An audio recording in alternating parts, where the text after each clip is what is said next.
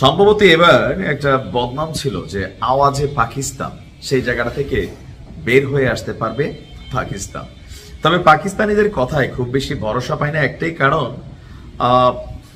প্রথমে বলে আপনারা মাঠে নামায়, তারপর আমরা কিন্তু আস্তে করে পেছন থেকে সরে যায়, যেটাকে বলা হয় যে তোমার মতন বন্ধু থাকলে শত্রুর আলাদা দরকার নাই। বাট মাঝে মাঝে পাকিস্তান যা বলে তাই করে, যেমনটা ভারতের বেলা দেখেছি। কিন্তু আশ্চর্য লাগছে যে ইরান ইস্যুতে, যে পাকিস্তানের সীমানা যেখানে ইরানের সাথে আছে, যেখানে আপনার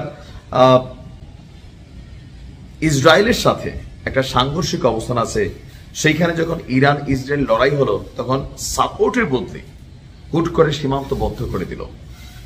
বাট আমাদের আজকের আলোচনা ভিন্ন জায়গায়। একটা মেশিন বানাইছে ভাই। মেশিনটা কি? পারমাণবিক ক্ষেপণাস্ত্র বানানোর জন্য চেষ্টা করছে।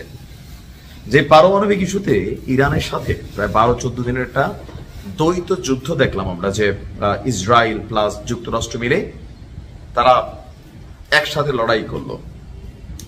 এখন ইরানেরই প্রতিবেশী দেশ পাকিস্তান, তাই না? সেই পাকিস্তান থেকে হাজার হাজার মাইল দূরে যুক্তরাষ্ট্র, এবং যুক্তরাষ্ট্র তো আর একটা স্পেসিফিক এরিয়া না, যুক্তরাষ্ট্রের যে কোনো স্থানে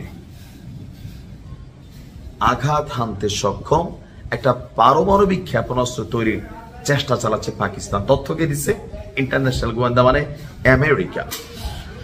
একটা মার্কিন গোয়েন্দা রিপোর্ট সামনে আসছে। মার্কিন গোয়েন্দা সংস্থাগুলোর বরাত দিয়ে ফরেন অ্যাফেয়ার্স সাময়িকী এক প্রতিবেদন করেছে, যেটা দেখে ইস্টির ঘুম হারাম। কেন? ইস্টি বলছিল যে ইরানকে অভিযান শেষ করার পর তারা পাকিস্তানে হামলা চালাবে। বাট রিয়েলিটি কি? ফরেন অ্যাফেয়ার্স এর এই প্রতিবেদনটি বলছে পাকিস্তানের ক্রমবর্ধমান পারমাণবিক সক্ষমতা, আগ্রাসন নিয়ে ওয়াশিংটন উদ্বিগ্ন। যুক্তরাষ্ট্রের আশঙ্কা, যদি পাকিস্তান একটি আন্তঃমহাদেশীয় ব্যালিস্টিক ক্ষেপণাস্ত্র নির্মাণে সফলতা পায়, তাহলে দেশটিকে আর সাধারণ প্রতিদ্বন্দ্বী হিসাবে নয়, বরং পূর্ণাঙ্গ পারমাণবিক প্রতিপক্ষ হিসাবে বিবেচনা করা ছাড়া ওয়াশিংটনের আর কোনো পথ থাকবে না। তো পথ থাকলে কি আর না থাকলে কি? এখন ধরেন তারা এটা করছে, এখন আমেরিকা ভাবলো যে পূর্ণাঙ্গ পারমাণবিক সক্ষমতা মানে শত্রু, সামটাইম লাইক দ্যাট।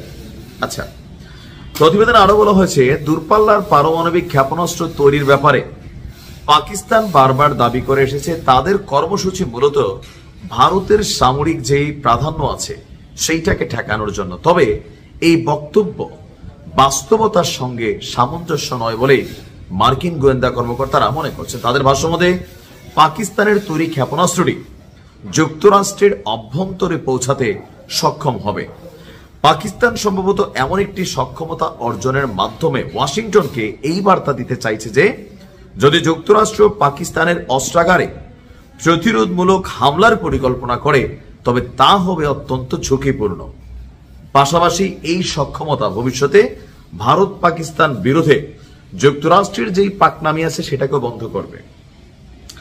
প্রতিবেদনে স্পষ্টভাবে বলা হয়েছে পাকিস্তান যদি দূরপাল্লার পারমাণবিক ক্ষেপণাস্ত্র অর্জন করে তাহলে যুক্তরাষ্ট্রের কাছে দেশটিকে মিত্র হিসাবে দেখার আর কোনো সুযোগ থাকবে না। এখন মিত্র হিসেবে না দেখলে কি কি হবে? আপনার আইএমএফ থেকে লোন বন্ধ হয়ে যাবে, বিশ্ব ব্যাংক থেকে সাহায্য বন্ধ হবে, অনেক ধরনের নিষেধাজ্ঞার কবলে পড়তে পারে। তারপর তো এগুলাতে কি হবে? পাকিস্তানের যে ইকোনমি, টাকা পকেটে বেশি থাকলে না আপনি কর্মসূচি চালাবেন, আর কাছে টাকাই নেই, তো কর্মসূচিটা কিভাবে চালাবেন? আমেরিকার বিষয়টা কোনটা করবে জানেন? যে আইএমএফ লোন বন্ধ করে দিবে, বিশ্ব ব্যাংকের ঋণ বন্ধ করে দিবে, যে হ্যাঁ ভাত খাইতে ভাত পাও না, আবার তোমরা এদিক দিয়ে গরুর মাংস দিয়া তরকারি দিয়া বিরিয়ানি খাও নাকি? তবে পাকিস্তানের উচিত এই ধরনের অবস্থানে যাওয়া, বাট রাস্তাটা তো সোজা না। আর এই ঘটনায় ইসরায়েলের তো ঘুম হারাম, কারণ কদিন আগে যে আওয়াজটা দিছিল একদম দেবে জায়গা মতো, সেই অপেক্ষায় আছে। ভালো থাকবে।